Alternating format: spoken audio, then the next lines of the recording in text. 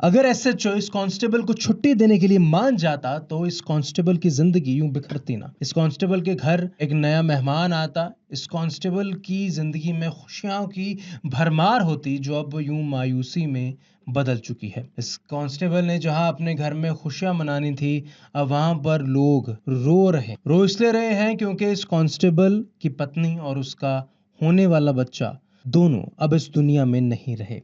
ये मामला क्या है, घटना किस तरीके से बीती है, इसके बारे में पूरे में आपको विस्तार में बताते हैं। दरअसल इस कांस्टेबल ने अपने एक बड़े अधिकारी से छुट्टी की मांग की थी। वो इसलिए कि मेरी पत्नी गर्भवती है, वो प्रेग्नेंट है, किसी भी वक्त उसे अस्पताल ले जाना पड़ सकता है। ऐसे समय में जहां पर इतना क्रिटिकल सिचुएशन होता है, जहां पर इतनी टेंस सिचुएशन होती है, इतना नाजुक समा, सेंसिटिव समा, ऐसे समय में मैं अपनी पत्नी के साथ रहना चाहता हूं, ऐसी चिट्ठी लिखी और मुझे छुट्टी दे दी जाए। लेकिन उस एसएचओ ने, ये दावा किया जा रहा है इस पूरे मामले में कि उस एसएचओ ने ना ही छुट्टी खुद मंजूर की और ना ही बड़े अफसरों के पास उसकी अर्जी पहुंचाई जिन्होंने छुट्टी के लिए अप्रूवल देनी थी। वो कांस्टेबल ड्यूटी पर आ गया, पीछे से पत्नी को लीवर पेन शुरू हो गए। हालांकि परिवार वाले अस्पताल ले जाने के लिए जरूर निकले, लेकिन अस्पताल पहुंचने से पहले ही उसकी पत्नी और उसकी पत्नी के कोख में पल रहे बच्चे दोनों की मौत हो जाती है। इस मामले में जब पुलिस की आंखें खुलती हैं तब तक बहुत देर हो चुकी है। पुलिस ने अब उसे 30 दिन की छुट्टियां दे दी है, लेकिन अब वो छुट्टियां उसके क्या काम आएंगी। जहां वो छुट्टियां अपनी पत्नी की अच्छी सेहत के लिए, अपने बच्चे की बेहतर सेहत के लिए मांग रहा था, अब उसे वो छुट्टियां अपनी पत्नी और अपने बच्चों के आखिरी अंतिम संस्कार में काम आएंगे। इस मामले में पुलिस अधिकारियों ने कड़ी तहकीकात अब तक शुरू शायद नहीं की है, ना ही उस एसएचओ के खिलाफ किसी तरीके की कोई स्टेटमेंट रिलीज किया है। लेकिन सोचने वाली बात यह है कि क्या कारण रहे होंगे जिस वजह से एसएचओ ने छुट्टी नहीं दी। बहुत बार अक्सर देखा गया है कि पुलिस अपने ड्यूटी से भागने के लिए बहाने लगाती है। लोगों की ये भी धारणाएं हैं कि पुलिस अपना काम नहीं करती। पुलिस का काम, it is a thankless job.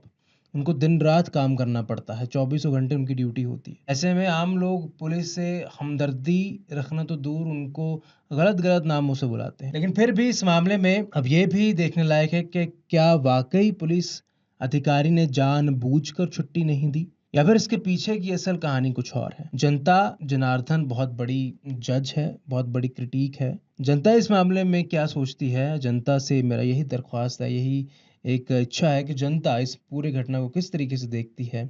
आप लोग अपने विचार हमें कमेंट सेक्शन में ज़रूर बताएं और इस वीडियो को इतना शेयर कर दें ताकि इस बेचारे कांस्टेबल का दुख थोड़ा कम हो सके, इस बेचारे कांस्टेबल की ज़िंदगी दोबारा ट्रैक पर आ जाए। इसकी दुआ करते हुए लगातार लाइक और इस वीडियो पे कमेंट्स करते रहें। अगर एसएचओ इस कांस्टेबल को छुट्टी देने के लिए मान जाता तो इस कांस्टेबल की जिंदगी यूं बिखरती ना। इस कांस्टेबल के घर एक नया मेहमान आता, इस कांस्टेबल की जिंदगी में खुशियों की भरमार होती जो अब यूं मायूसी में बदल चुकी है। इस कांस्टेबल ने जहां अपने घर में खुशियां मनानी थी, अब वहां पर लोग रो इसलिए रहे हैं क्योंकि इस कांस्टेबल की पत्नी और उसका होने वाला बच्चा दोनों अब इस दुनिया में नहीं रहे। ये मामला क्या है, घटना किस तरीके से बीती है, इसके बारे में पूरे में आपको विस्तार में बताते हैं। दरअसल इस कांस्टेबल ने अपने एक बड़े अधिकारी से छुट्टी की मांग की थी। वो इसलिए कि मेरी पत्नी गर्भवती है, वो प्रेग्नेंट है, किसी भी वक्त उसे अस्पताल ले जाना पड़ सकता है।